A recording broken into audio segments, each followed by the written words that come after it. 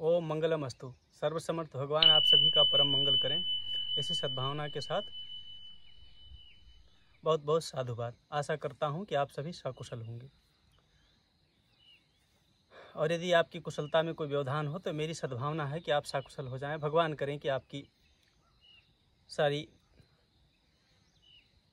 अशांति, सारा दुख, सारी समस्याओं का समाधान हो जाए, ये मेरी सद्भावना है। पूर्व वक्तव्य में हमने चर्चा किया था कि लक्ष्य के संबंध में चर्चा हो रही थी, तो ये चर्चा हुई थी कि आपका जो उद्देश्य है वही आपका लक्ष्य, मतलब आप जो चाहते हैं वही आपका उद्देश्य है। अब इसमें थोड़ा सा विचार कर लें। बहुत इस विषय पर तो बहुत चर्चा हो चुकी है, बस थोड़ी सी और इस पर विचार कर लें। अगर आप परिवर्तनशील परिस्थितियों को अपना लक्ष्य मानते हैं, मतलब जो परिस्थितियां बदल रही हैं, जैसे अच्छा मकान, बड़ी गाड़ी, हाँ, बैंक बैलेंस, अच्छी सुंदर पत्नी, अच्छा सुंदर पति, आज्ञाकारी बालक, हाँ, और प्रेम करने वाले माता पिता और खूब स्नेही मित्र, ये जो अच्छी जो परिस्थितियां हैं ना, माने अनुकूल परिस्थितियों के ही यदि आप जीवन मान लेंगे, तो जब प्रतिकूल परिस्थिति आपके जीवन में आएगी तो आप बहुत अधिक विचलित हो जाएंगे। मतलब आप यहाँ तक विचलित हो सकते हैं, इतना दुख बढ़ सकता है आपका, यदि आपने अनुकूलता को जीवन मान लिया है तो यहाँ तक आपका दुख बढ़ सकता है कि आप डिप्रेशन में जा सकते हैं, मतलब पागल हो सकते हैं।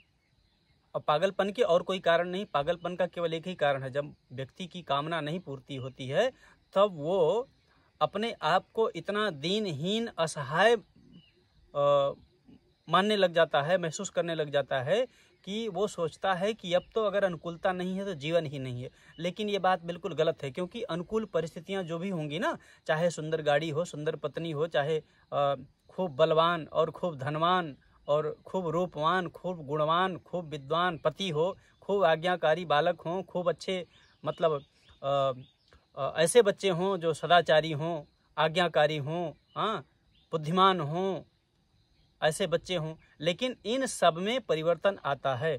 तो आपको अपने लक्ष्य के संबंध में ये 2-3 बातें रखना पड़ेगा। जो आपकी आवश्यकता है वही लक्ष्य है, लेकिन आपकी आवश्यकता ऐसी नहीं होनी चाहिए जो बदल रहा हो, क्योंकि जो बदल रहा है उसको आप आवश्यकता नहीं कह सकते हैं। बदलने वाले का केवल उपयोग किया जाता है। जो बदलने वाला है, जो परिवर्तनशील है, उसका उत्पादन किया जाता है, माने उपार्जन किया जाता है, और उसका उपयोग किया जाता है सेवा में। किसकी सेवा में? जहाँ आप रहते हैं उसकी सेवा में। शरीर की सेवा के लिए, परिवार की सेवा के लिए, पड़ोसियों की सेवा के लिए, गांव की सेवा के लिए, राज्य की सेवा के लिए, देश की सेवा के लिए, पूरी समष्टि प्रकृति की सेवा के लिए।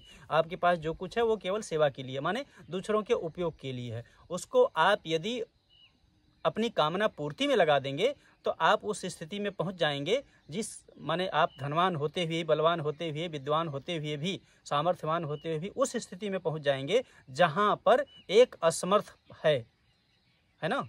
धनी होते हुए भी आप निर्धन बन जाएंगे यदि आप धन का उपयोग अपनी कामना पूर्ति में ही करते जाएंगे। ऐसे ही यदि आप विद्या का उपयोग अपनी कामना पूर्ति में ही करते जाएंगे तो विद्वान होते हुए भी आप मूर्ख सिद्ध हो जाएंगे, क्योंकि आप उसको पकड़ेंगे जो पकड़ने योग्य है नहीं, जो पकड़ में आएगा नहीं। यहाँ की समस्त सारी वस्तुएं, सारे पदार्थ, हाँ, और सारे संबंधी, यहाँ सब कुछ बदलने वाला है। तो करें क्या? सबसे प्रेम करें, दुख आए उसको सहन करें, है ना। उनको लक्ष्य ना माने, वो लक्ष्य वास्तव में है भी नहीं। यदि आपने उनको लक्ष्य मान लिया तो फिर आपका दुख तो कोई मिटा ही नहीं सकता, मिट ही नहीं सकता, कभी किसी उपाय से नहीं मिट सकता है।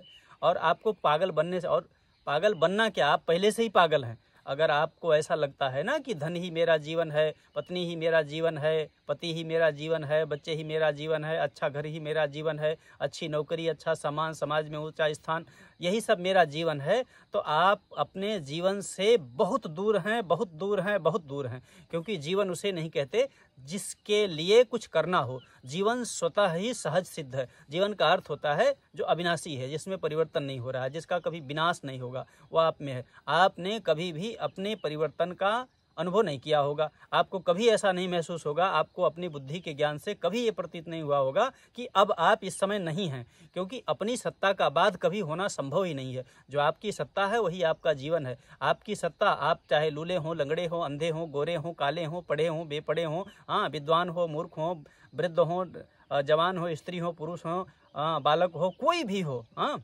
आपकी धनी हो निर्धन हो, आपकी बाह्य परिस्थिति चाहे जैसी हो, आप नौकर हो मालिक हो कुछ भी हो, बाहरी परिस्थिति आपकी चाहे जैसी है, लेकिन आपकी सत्ता सभी की एक समान है, सभी का लक्ष्य भी एक समान है, सभी को शांति चाहिए। अगर आप भी कुछ ना करें हम भी कुछ ना करें, हाँ, तभी शांति में पहुंचेंगे। और शांति में सब लोग एक हो जाते हैं जाकर के। मतलब जो दिव्य जीवन है ना, शांति है, स्वतंत्रता है, निर्भयता है, समता है, प्रसन्नता है, हाँ, आनंद है, ये निर्विकारता है, इत्यादि इत्यादि जो दिव्य गुण है ना, वो दिव्य गुण किसी परिस्थिति विशेष पर नहीं टिके हुए हैं, न किसी योग्यता विशेष पर टिके हुए हैं, न किसी सामर्थ्य पर वो टिके हुए हैं, वो सब सहज स्वतः सिद्ध हैं। बस केवल अंतर इतना है कि आप उन दिव्य गुणों से इसीलिए अपरिचित हैं क्योंकि आज तक आपने सुख दुख युक्त जो परिस्थितियां हैं, जो पदार्थ हैं, जो संसाधन हैं, सुख सुविधा सम्मान को ही आपने अपना जीवन स्वीकार कर रखा है। बस इसी भूल को अगर आप मिटा दीजिए, इस रहस्य को अगर स्वीकार कर लीजिए, मिटा दीजिए, अगर भगवान आपको ऐसी शक्ति दे दें,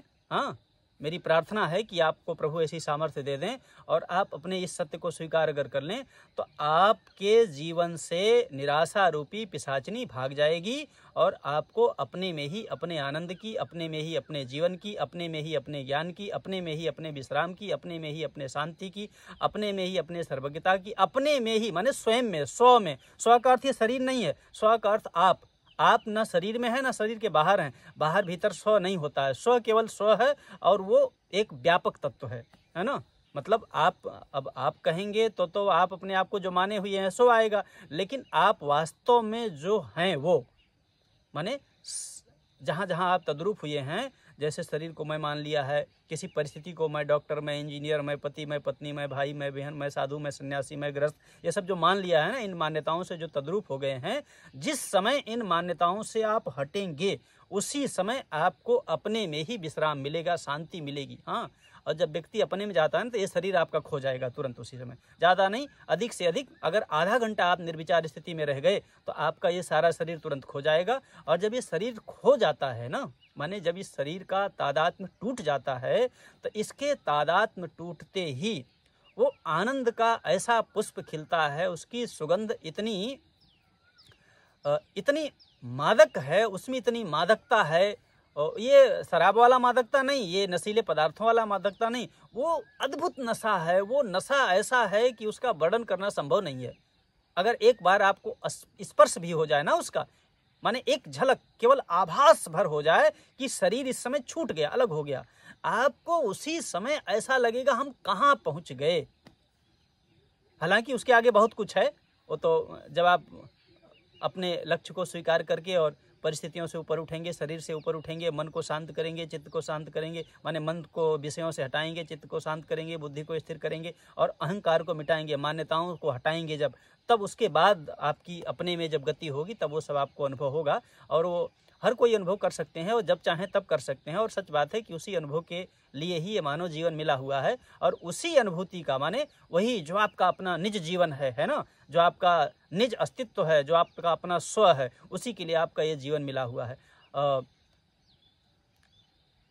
आपको अगर ये मेरे अनुभव से साधु संतों माने गुरुजनों ने जो सिखाया, पढ़ाया, सुनाया, समझाया, प्रयोग कराया, जो मैंने स्वयं अनुभव किया, गुरुजनों के वाणी के द्वारा जो लाभ लिया, वो सब आपकी सेवा में ये मैंने निवेदन किया। अगर इसमें से आपको कुछ ऐसा लगता हो कि ये गलत है तो फिर मत सुनिए, फिर तो गलत बातें सुनना भी नहीं चाहिए। पर अगर आपको ऐसा लगता है कि भाई ये आदमी सही कह रहा है, देखो मैं कोई ये मान के नहीं बोल रहा हूँ कि मैं कोई साधु महात्मा हूँ और आप कोई बहुत गिरे हुए चीज़ है, नहीं, बिल्कुल नहीं। वो केवल परिस्थिति का अंतर है। मैं भगवा पहन रखा हूँ, आप पैंट शर्ट पहन रखे होंगे, हो सकता है, बस इतनी सी केवल बात होगी। बाकी हम और आप एक हैं, कोई अलग नहीं है। बाह्य परिस्थिति में केवल भेद है, आपका कर्तव्य कुछ होगा, मेरा कर्तव्य कुछ है, माने कर्तव्य में भेद होगा, लेकिन जो लक्ष्य है उसमें भेद बिल्कुल भी नहीं है। आप भी कुछ भी करें, हम भी कुछ भी करें, कार्य में भेद हो सकता है, कार्य क्षमता में भेद हो सकता है, कार्य की प्रणाली में भेद हो सकता है, किंतु कार्य के पश्चात जो विश्राम मिलना है ना, जो शांति मिलनी है ना, वो हमको भी और आपको दोनों को एक समान ही मिलेगी, कम ज़्यादा नहीं मिल सकती है। जो शांति आपको मिलेगी वही हमको भी मिलेगी, जो स्वतंत्रता आपको मिलेगी वही हमको भी मिलेगी, अथवा हमें मिली है आपको भी मिलेगी, है ना, तो वही मिलेगी, अलग से कुछ नहीं मिलने वाली है। मतलब हम और आप कर्म को, चिंतन को और स्थिरता को, माने कारण शरीर को अगर छोड़ दें तो हम और आप एक ही हैं, अलग नहीं है बिल्कुल भी, और अलग हो भी नहीं सकते। अलग होके जाएंगे कहाँ? अरे सत्ता तो एक ही है भाई, उसी को भक्त भगवान कहता है, ज्ञानी तत्व ज्ञान कहता है, हाँ, जिज्ञासु लोग तत्व कहते हैं। वो एक ही सत्ता है। कोई उसी को निर्गुण कहता है, कोई सगुण कहता है, कोई साकार कहता है, कोई निराकार कहता है। जिसके जैसी रुचि है, जिसका जैसा परिवेश रहा है लालन पालन का, जिस परिवेश में जिसका जन्म हुआ है, जिस परिवेश में जिसकी शिक्षा दीक्षा हुई है, वो उस प्रकार से उस सत्य को कथन करता है। और कोई बिना कथन के रहता है, लेकिन वही एक ही सत्य है, वही एक ही सत्ता है। वो सत्ता अनेक नहीं है, वही एक ही सत्ता अनेक रूपों में लीला कर रही है, ऐसा कह सकते हैं। आचार्यों ने लीला शब्द का किया है, भक्तों ने भी लीला कहा है, आचार्यों ने भी लीला कहा है।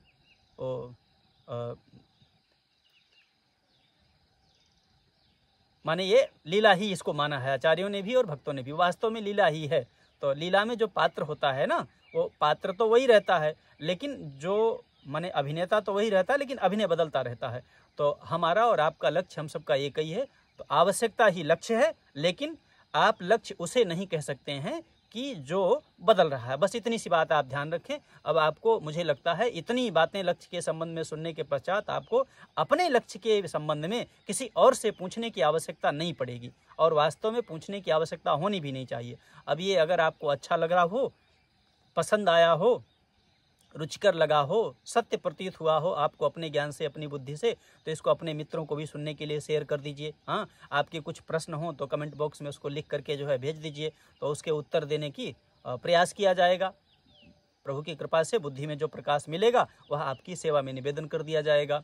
और वो एक और होता है ना, वो बेल आइकन दबाने के लिए बोलते हैं सब, उसको भी चाहो तो दबा सकते हो। तो जो भी, अब चूँकि ये अनेक लोगों ने कहा और मेरे भी मन में आया कि मैं और कोई सेवा आप लोगों की नहीं कर पा रहा हूं, तो चलो इसी बहाने यही सेवा जो मैंने अनुभव किया है, शायद अगर इस एक वक्तव्य से किसी एक साधक के भी समस्याओं का समाधान हो गया ना, तो इस मुख से निकली हुई वाणी सार्थक हो जाएगी, है ना, मेरी सेवा पूर्ण हो जाएगी, सफल हो जाएगी। तो उस सेवा भाव से जो है, तो उसमें आप जो है बेल आइकन को भी दबा लीजिए। तो उससे आपको जो भी, अभी चूँकि ये परंपरा चली है, तो अभी इसको वीडियो इसमें, माने वक्तव्य इसमें पढ़ते ही रहेंगे, डालते ही जाएंगे आपकी सेवा के लिए। जो जो भगवान विचार देंगे, जो जो भगवान अनुभव कराएंगे, वो सारा का सारा आपके लिए जो उपयोगी है। सब तो नहीं बता सकते और सब बता भी नहीं सकते, सब आप समझ भी नहीं सकते हैं, पर जो आपके लिए उपयोगी है, जो बताने योग्य है, जिसके बताने की मुझे अनुमति है, क्योंकि हर बातों को बताने की मेरे गुरुदेव की अनुमति भी नहीं है, तो हर बातें तो मैं बता भी नहीं सकता प्रत्येक अनुभव को, और प्रत्येक अनुभव को जानने और सुनने की सब में योग्यता भी नहीं है, आवश्यकता भी नहीं है, दोनों बातें हैं, है ना।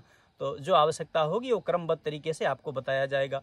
अब इसी सद्भावना के साथ मैं भगवान से प्रार्थना करता हूँ कि आपको ऐसी शक्ति दे दें भैया कि आपके लक्ष्य का निर्णय हो जाए, और आप अपने में ही अपनी शांति, अपना ज्ञान, अपना आनंद, अपनी भक्ति, अपना प्रेम, हाँ, सब कुछ अपने में ही प्राप्त करके कृतकृत्य हो जाओ, प्राप्तव्य हो जाओ। हाँ, आपका जीवन सफल हो जाए, ये मानव जीवन, क्योंकि ये मानव जीवन असफलता के लिए मिला ही नहीं है।